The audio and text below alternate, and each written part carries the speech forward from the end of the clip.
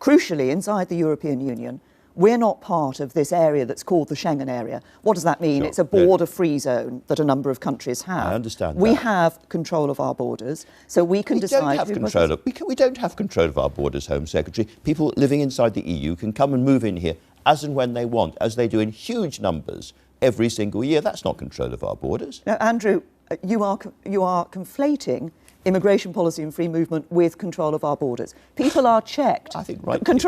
No, control of our borders means we can stop people entering the United Kingdom, which we can. When you say we don't have control of our borders, it suggests that everybody can just walk into the UK.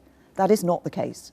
We check people at our borders. But what matters at the border is that you have the information about people that enables you to make that decision about whether somebody should enter the UK or not. We are more likely to have that information if we're inside the European Union, working with other countries in Europe. I think it's important that we're able to stop people coming into the UK who we don't want to have in the UK, regardless of where they are coming from, and that we can work with others to do that inside the European Union. We have a number of systems that we are members of that help us to do that. It is easier to exchange that information, it's easier to have access to that information inside the European Union than it would be outside the EU. The Labour MP, Gisela Stewart, has written to you today, with many others, asking you not to allow Marine Le Pen into this country because of the history of the views of her party and so forth, and the danger of public disorder in the final stages of this campaign. Will you pay attention to that? What will you do? Well, I never talk about individual